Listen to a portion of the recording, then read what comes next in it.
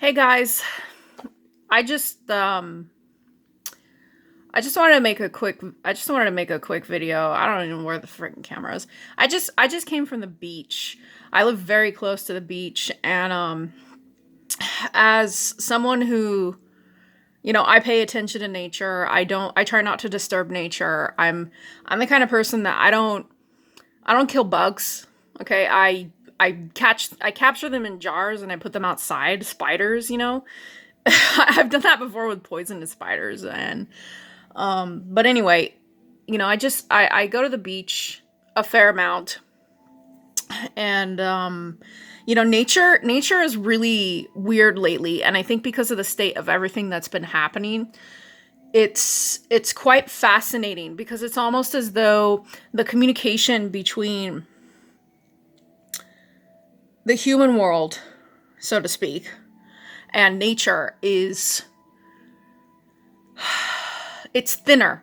It's thinner. You can see it. I don't know if any of you are, energy workers, or I see energy. I see spots of energy, especially when I'm over the ocean. I can pick when I'm over at the ocean. I can pick up. I can see blotches of energy. I can see white spots. Some people call that light code, but I don't necessarily say it's all light code. I think it's actually, some of it is just energy. But some of the weird things I've noticed um, about nature, about what has actually been happening, is in the area I live in. We get all kinds of animals. We have bears, ospreys. I've seen vultures, eagles, hawks. I've seen whales. All kinds of little birds on the beach. Okay, crabs, like obviously sea creatures, right? That come up on land, in the sand. Bugs. And the area I live in, there's like a dune area. There's dunes, and then I go through the dunes to actually get to the beach. And I mean, by dunes, I mean grassy dunes, not sand dunes. Okay, and so I see deer, and they're getting braver. Okay, it's very interesting. The animals are getting braver. They're approaching people. I see people getting approached by animals a lot more than usual. My mom and we've been approached by ravens. Okay, on the beach. There's this one raven that always approaches on the beach, and it gets closer and closer. Now, there's also something weird going on with the energy, and I think it has a lot to do with everything that's happening right now with the veils. Um, Things are thinner. Things are kind of crazy right now. And ospreys have been dive bombing whales. Okay, that has happened at the beach here. I don't know what that's about. Things were out of whack for a while there too, where suddenly it was around the time that everybody started, you know, going in their houses because of COVID, and not coming out, and solitude. When I would still go to the beach or still walk there, and it was dead silence, no animals. We have a connection. We have a connection to nature. We have a connection to these animals. They can sense when things aren't right. They just know.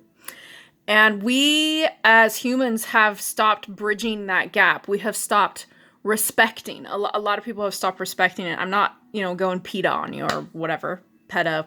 I'm not, that's not what I'm saying. What I am saying is that if you want to develop a rapport, okay, and this was something that I told my sister the other day, is she lives in the middle of New York, right? And I was like, don't kill bugs. I said, start by not killing bugs, right? And start creating a bridge between the energy of how you respect nature and it respects you back. You would be surprised at the things I've seen. Now there's more. There's more to it. There's more about the energies, and more, going into different. I don't want to get into that. I don't want to get into that in this video. I could probably get really crazy here. But what I'm saying is,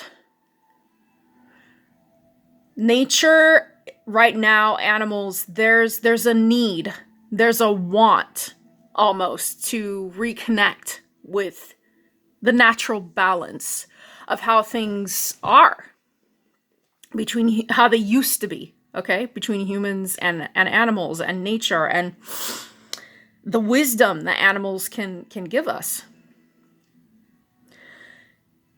And I'm seeing animals interact with each other that haven't. And I believe there was even there was a dead animal on the beach, and they reported it in the paper. It was like a what is it, like a weevil, or no, a wolverine. Okay, wolverine here, and they don't come out unless they have a good reason. Wolverines stay to their habitats, and he was on the beach. It was there to eat. Okay, it was eating something that had washed upon the shore. Nature is really topsy-turvy. It's almost like magnetic fields. Also, the way that the weather is changing, you can tell too, is also affecting certain migratory patterns. The way that it's all fucked up, like my hair. Okay, but sorry guys, what you see is what you get. This. I'm just me. I'm just me. I'm not here to be pretty for a bunch of people. I'm just here to be me and to do my work. Okay, to do what it is that I'm here to do. So if you find, like, start paying attention around you. If you see bugs, okay, or look up the meaning of them. They usually have a message.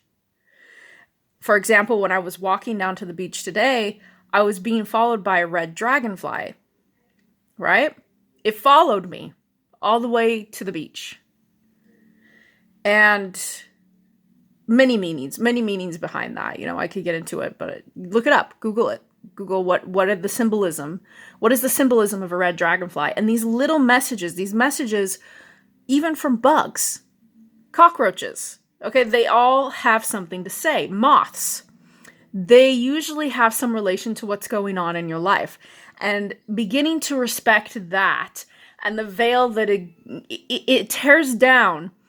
It tears down the disconnect between you and nature, you and animals. You can begin to develop a rapport by respecting their space, respecting that they have just as much of a right to be here as you do.